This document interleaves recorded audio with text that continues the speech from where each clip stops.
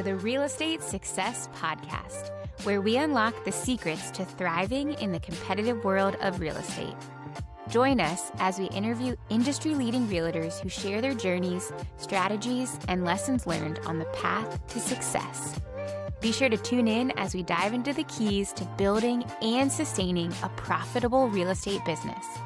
And now, here is your host, Leland Gross.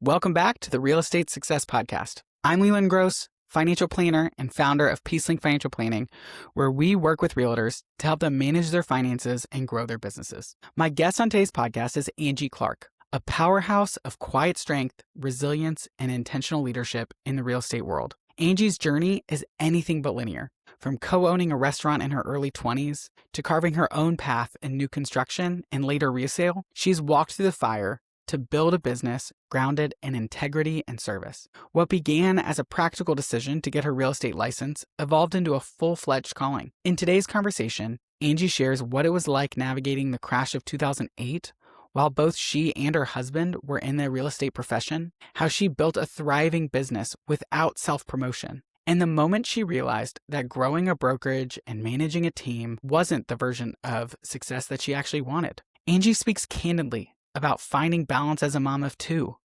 stepping back from the hustle to realign with her values, and the surprising joy of returning to new construction in a leadership capacity on her own terms. Angie's story is a reminder that success is not one size fits all, and sometimes the bravest move you can make is to slow down. So with that introduction, I hope you enjoy this episode of the Real Estate Success Podcast with Angie Clark. All right. Welcome, Angie Clark, to the Real Estate Success Podcast. Thank you for having me. Yeah, I'm excited to hear about your story, especially because, like I said in the pre-show, you've been referred a couple times onto the show, but I don't know that much about you. So this is going to be a test of my interview skills to kind of see which adventure we go on here. Well, I'm happy to help test you. So to get started, tell us a little bit about who is Angie Clark. Okay. I am a mother of two boys, 18 and 14, married, have a lovely family. We are a lacrosse travel family. So we spend a lot of time on the road. So I balance that with work life. My oldest son is graduating this year. So it's a big life change for us, having him go off to college. We're a very close family. So I think we're all sort of bracing for the unknown. My youngest son thinks we should get a dog. He thinks if you can't have an older brother, just get a dog. It's a perfect replacement. Yes. Yeah. He's replacing him with a puppy potentially. So my husband runs the family company. They're builders locally. So that's sort of how I got into real estate, which we can talk about that in a minute. But so my husband is a builder and I do real estate. Yeah, that's about it. We wake surf in the summers when we have time. And yeah, that's pretty much it. I love it. Lacrosse, wake surfing. If my brother was listening to this episode, he'd be like drooling over that. Those are his two main things. Awesome. So yeah, tell us a little bit about real estate. I mean, you obviously just alluded to it with, my husband's a builder, but when and how did you get into real estate? Yeah, just tell us your story. Okay. So my husband and I we were young and my husband is just entrepreneur minded and had this great idea for us to open a restaurant together. Well, he had explored other opportunities and it was the only thing that I really brought to the table to help him with was restaurant. I had worked at Coastal Grill. I worked and managed at Taste Unlimited when I was younger. And so we just opened a restaurant. We had a restaurant for 4 years and neither of us went to college. That was like our school of hard knocks. So we learned a lot. It was expensive and we just long-term just didn't want to do it for forever. So it was about 4 years into it, we decided to sell the restaurant. We briefly had a second restaurant with a partnership that just wasn't, just didn't go well. And so we were just burnt out. And so my husband was going to maybe do some flipping or investing. And I decided to get my real estate license. I really didn't know what else I could do without a college degree besides like going back to wait tables or something. And so when we put our restaurant up for sale, I signed up for the Alpha Real Estate class and got my license and then thought that I wanted to go into new homes because that's what my father-in-law's company was, building new homes. And so I was like, well, I'll give this a try. And so there's no favoritism in And in that company, it was they Unfortunately. basically yes. Well, no, but honestly, fortunately, I had to earn it on my own. So they're like, great, you got your license, now go hostess and train and get some experience before we'll hire you on a site. And so I went and did that. I hostessed, all the way out to Suffolk. I worked different builder sites. I got a backup job with a different builder. And then finally, one of their job sites became available, and I was able to secure a backup position on Grayson Pond. Was like 2006. I was so excited. So I did that, and then I loved new homes. It was great. You learn a lot about building blueprints, all kinds of neat stuff that you don't in the resale side of things. And then we had our oldest son, Elijah, and so I sort of stayed home for a few years with the boys. And then we had a second son, and so I did a bit of resale here and there. And then when both of the boys were in school full time, I decided to dig into resale and do that full time. And what prompted you? So you're going to get your real estate license. There's already kind of real estate in your sphere because of your father-in-law's business, but they don't just hire you on. They say you got to go kind of earn your stripes, bring in buyers, kind of hostess. And then you kind of get your footing there. They give you a position there. You are working in new construction, but then you kind of have this maybe break period when your kids are home. And then coming back, you chose to jump into resale. Why resale versus going back to new construction? That's a good question. I think because I wanted some separation between family, business, and I kind of just wanted to do my own thing a little bit. At that time, my husband was working. By then, he had started working for Franciscus Homes is the company. And so he was working there. My father-in-law worked there. And I just felt like I would just love to do my own thing. Yeah, that makes total sense. So you jump back out, you're doing resale. I'm curious because you said you had your oldest son in 2006. Obviously, 2008 is a really hard time. That's probably in that gap window. When was it that you came back into real estate? Because in my mind, I'm just thinking having both spouses in the real estate world between your husband's parents' company and then real estate, that's a hard place to be from 2008 to 2011. You're very right. I cut my teeth in a very hard time of the business. I was just thankful to have, or blessed rather, to have people that would just trust me to help them find or buy or sell a home. So I did a few, deals here and there when I was sort of a stay-at-home mom. We were very fortunate that my father-in-law, Frank Spadio is his name, he was just an incredible businessman. He's passed away now. He has this business model of having an entry-level price point for selling new home communities, multifamily communities. And so it sort of insulated them from this tough market, still a tough market for every builder locally here. They were able to pivot and do some things. And so from my husband's point of view, he did sales and marketing there. And so he learned a lot. And I think you learn better, I think, when you have to when you really your feet are to the fire and it's really tough. It's easy to have sales in a good market, right? Like COVID. But both of us really, like I said, cut our teeth in a really challenging market and learned a lot. It's interesting to hear you say that because you were referencing earlier, the restaurant, School of Hard Knocks, kind of learning through the fire. And I do agree, some of the best ways to learn is just being thrown into the fire and having to figure it out. Sure. The sink or swim survival instinct kicks in and you have some textbook knowledge, but that really goes out the window when you really need to build experiential knowledge or the textbook didn't provide this very specific unique situation. Yeah, wait, the whole market crash is not in my book. Yeah. I skipped that chapter at Alpha College where what happens if the entire real estate market crashes? My book was missing that chapter. Oh, wouldn't that have been so nice? So you're coming back in, I'm guessing, 2006, 5 or 6 years later. So full time, I would have to say it was 2013 and 15, I think, is when I really just dug in because my younger son was in school full time. And that's when I really dug in to a full time. And what did that look like? So, because my understanding is you had some people kind of along the way, that's one of the beautiful things about real estate is you can sort of tailor up or tailor down. So stay-at-home mom years, you can kind of, take a few deals, but nothing too crazy. You're jumping in, digging your heels in, choosing resale over new construction. What did that look like as far as beginning to build momentum or beginning to get your name out there in kind of a new space? I was really torn with what brokerage to go to.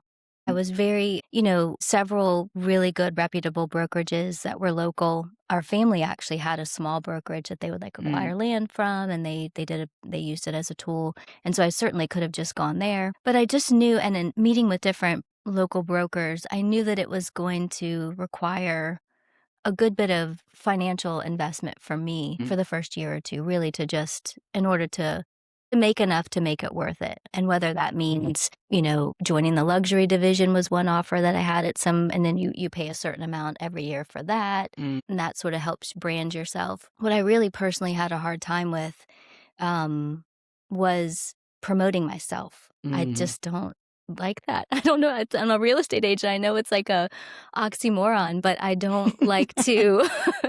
I don't like to promote myself. I don't like to ask for a referral. I don't. I just want to do a good job and just take care of the people that that trust me to do that. So my younger son was in class with Chantel Ray's son, and she kept trying to get me to come to her brokerage. She kept trying to get me to come, and I was like, no, I'm gonna go to these other brokerages. And she set an appointment for me to go meet with her. So, Voluntold you. Yeah, she voluntold me. So I took the meeting going there, knowing to tell her politely no. And I left there and I was like, you know what? My names aren't going to be on the sign. There was scripture all in the office. Her model was set up like a new homes, sort of set up with like lead gen, and everything was very structured. It was very different than a resale brokerage. And so I just left there thinking, you know what? I'll basically learn how to do internet leads. I'll give myself a year here, and I don't have to like self-promote myself. So, I decided to do that. And when I did, it was very hard. It was very intense. I learned a lot. It was very stressful. But I learned how to like work internet leads and meet strangers like Emily Nicoletti.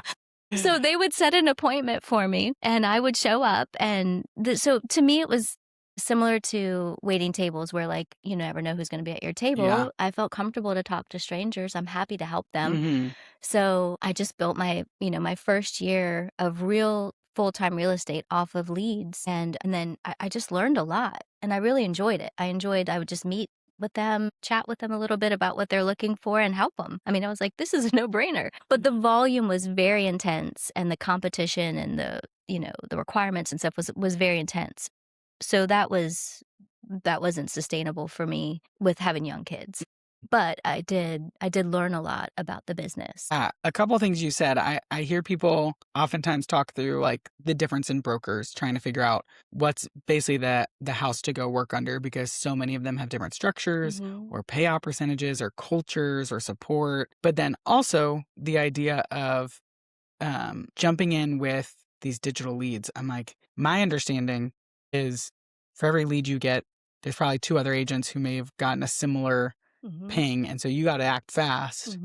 And then similarly, you might get some that aren't really taking it that seriously or who are ready to move or who want vastly different things. Is that what you mean when you're saying, the intensity, the competition, the pace of it? So what you're talking about, I did later, that's like Zillow or like internet leads on your own. So the way that this brokerage was set up was that the brokerage would generate the leads. They had an inside salesperson that would set the appointment. So they basically filtered it through. So if they got a live person to show up, the work was done. That was pretty easy. You just show up and take good care of them. But then you would pay for that. You'd pay a referral fee at closing. So to me, I was like, okay, then I don't have to fork out a bunch of money to try to get going and then shake down everybody that I know to see if they want to use me as a realtor. When I know so many realtors, our family is, tons of realtors. And I just sort of wanted to build my own book of business without like having to shake everyone down at dinner. You know what I mean?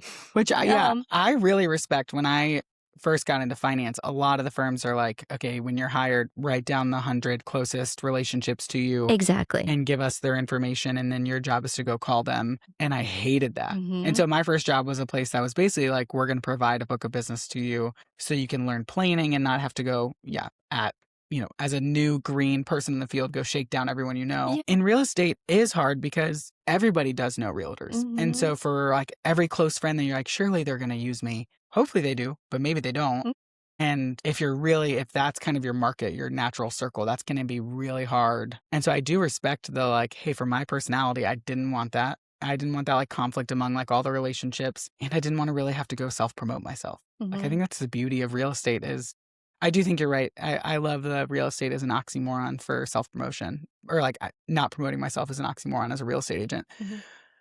But I do feel like it's a field that can be tailored to what you want out of it, which is really nice. Like how you work, where in the field you work, what, do you want more support? Some people are great to be on a team. Some people don't want to be on a team. Some people want to self-promote themselves. Some people don't. I think there's something really beautiful to just you knowing yourself and saying, I don't want to be in the family business, but I also don't necessarily want to go promote myself. How do I like create my own avenue? And it sounds like Chantel Ray, at least at the beginning of that season, really solved that. She gave me a great opportunity. I mean, really, it was perfect, especially for the time. And I gave it the year, and then I decided, well, now I could just do my own thing. Like if I'm going to pay the referral fee, I could just pick a zip code on Zillow and spend, a few $1,000s a month. Yeah. And then that's where it gets competitive with the leads. So I did that for another year. And then I just naturally had people that, I worked really well with. So I eventually grew a team under me and started my own brokerage. And so I sort of took those steps that would be natural. And so there was a period of like 3 or 4 years that I just worked really hard. And I mean, it was a grind. And so I sort of pushed myself to a limit where I was like, you know what, like I'm not really happy in this moment.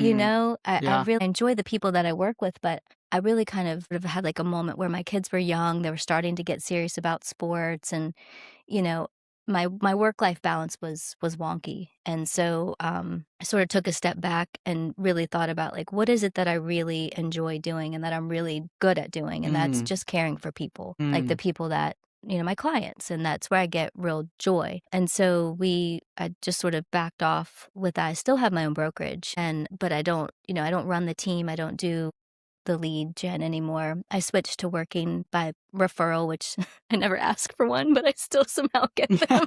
Hey, that's the dream. That's the dream. I turned off my Zillow spend and did Brian Buffini training. And so I do every other thing that he, teaches in the course except for ask for referrals.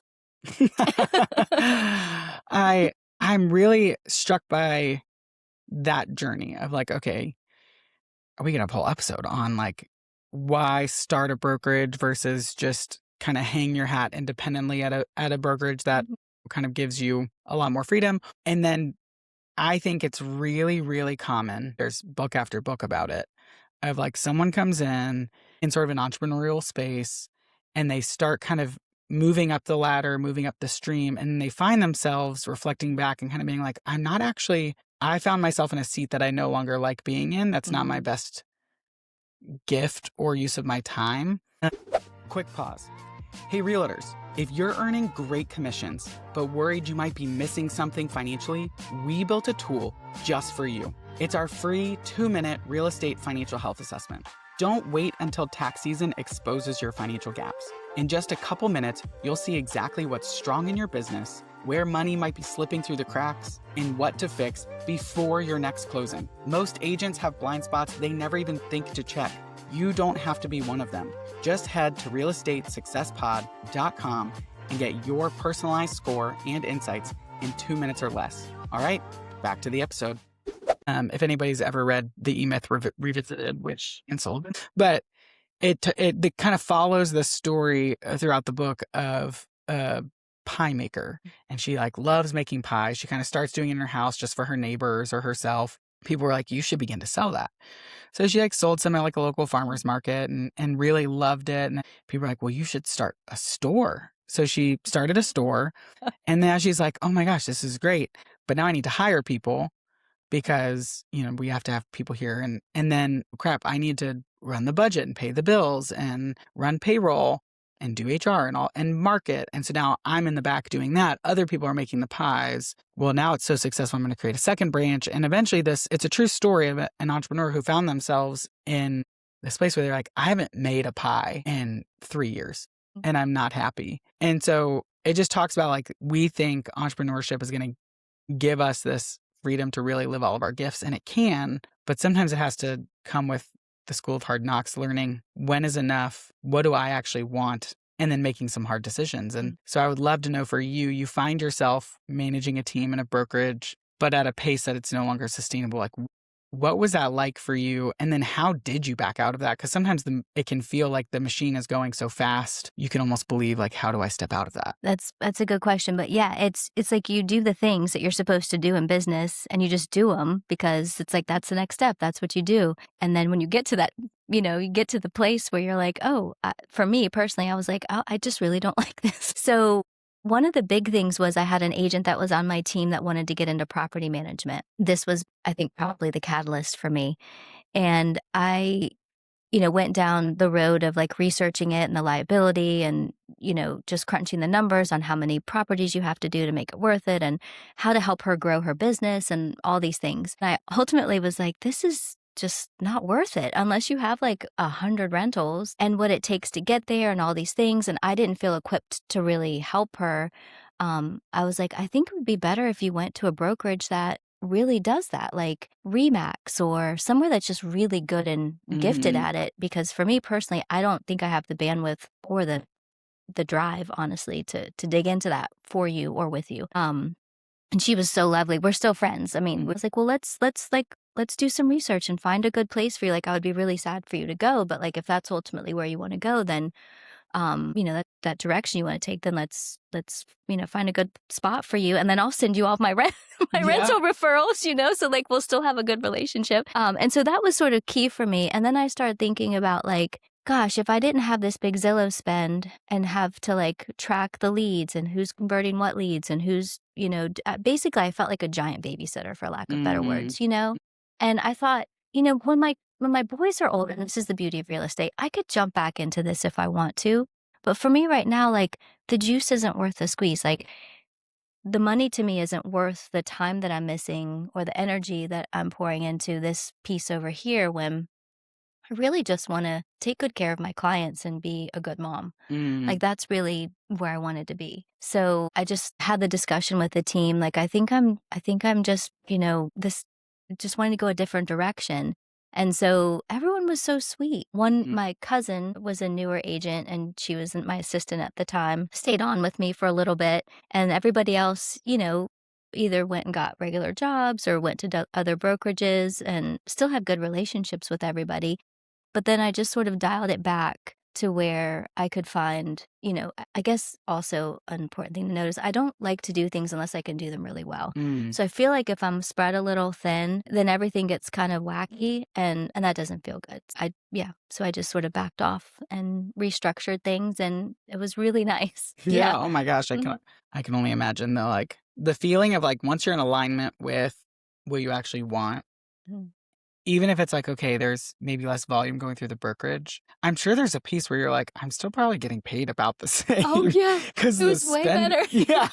You're like, I'm making the same or more with less headache. And I'm more aligned to be a better mom or be a better, serve people better. But I applaud you because I think it takes a lot of courage to recognize that. To have the like self-awareness to recognize it and then to act on it, I think just takes a lot of courage to and humility to be like, I built this and I don't know if I like it anymore. Well, thank you. There's a little bit of pride that comes in with that. Like, oh, I don't want it to look like, backing out or failing or whatever, just having the honest conversations with myself, but also with my team and people that were around me. It sounds like it was so super easy, but like in the moment I really struggled with it. But at the end of the day, I was really happy to make the decision for sure.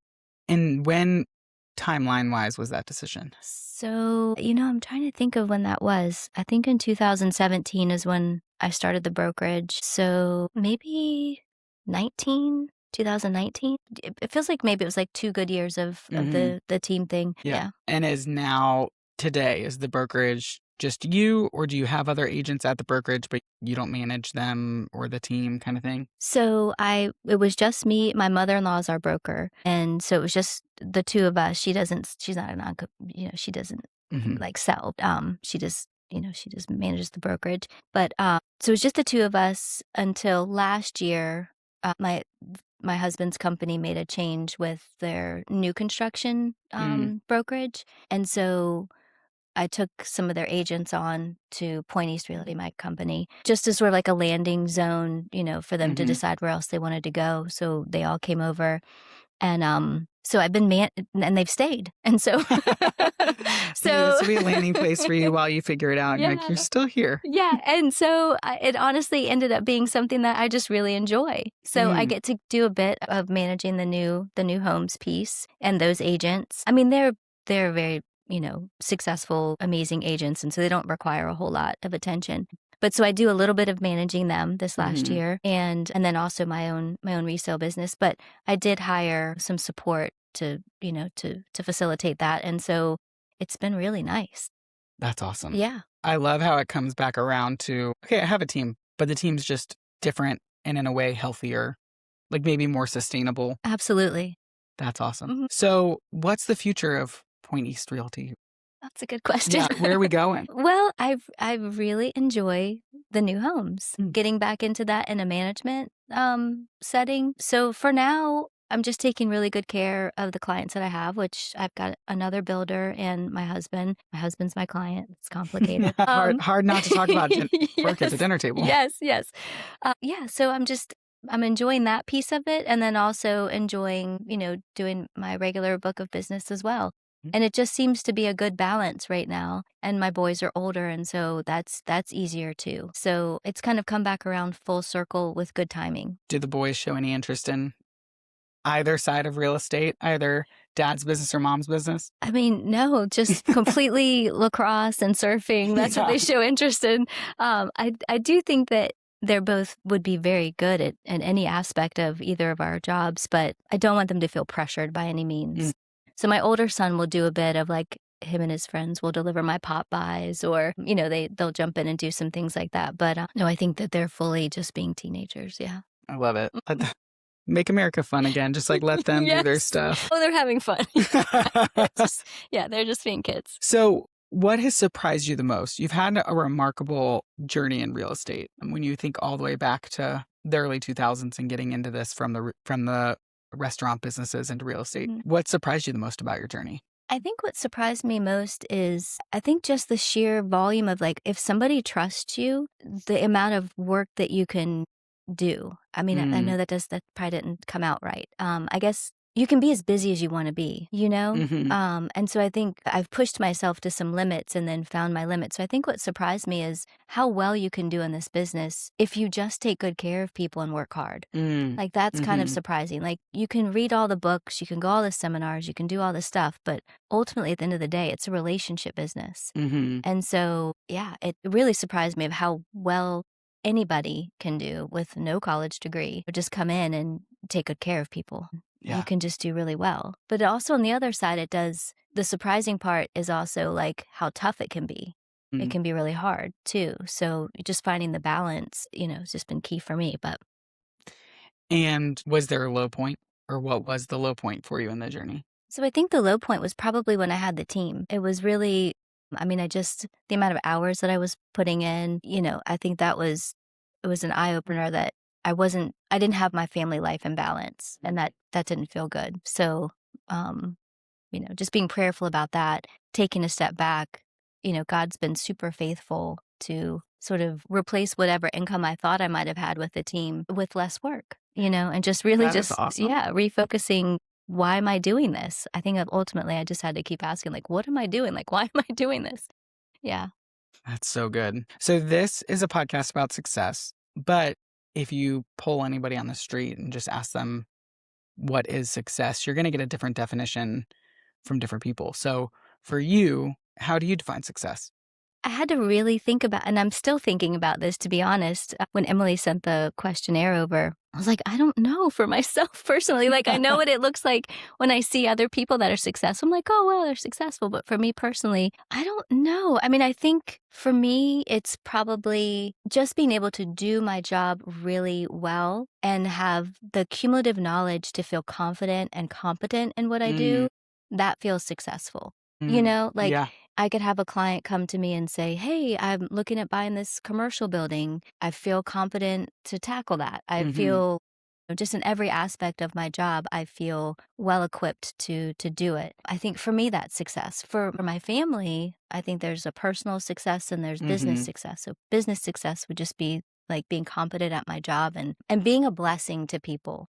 That to me, like whoever God puts in my path, that I'm a blessing to them. Like that's success for me for work and that I can do a good job for them. And then personally, it's just that my kids are well adjusted and that they know the Lord. So like that to me is, and that they're getting older and they're maturing and I can see their faith, that's success to me. That's so cool. I hear throughout the whole conversation just the earnest desire to serve people really well. So even in that definition of success, that I would be competent to be able to do that well and that I'd be a blessing to them. It is just like such a sweet, it's just the heart of, I just want to do a really good job. Yeah. Like, which I love because that's not really results based in the fact that like that it's not, hitting this number of sales or this, revenue or, it's not numerical. It's more qualitative than it is quantitative, which sounds true also on your personal side that, your kids growing and maturing and becoming men of faith is a qualitative aspect of success, not where we live, what our house looks like, what, circles we run in. It's so much more deep and rich. Yeah. I love it. Well, thank you so much for giving us your time and being You're on the podcast. welcome. Well, thank you for inviting me. It's been fun. Thanks for tuning in to the Real Estate Success Podcast. Before you go, a quick reminder. This podcast is for educational purposes only and is not intended as tax, legal, or investment advice. The opinions shared by me or any of my guests are just that, their opinions. So if you're thinking about applying anything from today's episode to your life or business, I encourage you to consult a qualified professional who understands your unique situation and goals. If you want to take the next steps, check out the links in the show notes or go to realestatesuccesspod.com to complete our 2-minute financial health assessment. Or you can book a free call with us at PeaceLink Financial Planning or just get in touch. We would love to hear from you. Now, go forth, forge your path, and prosper.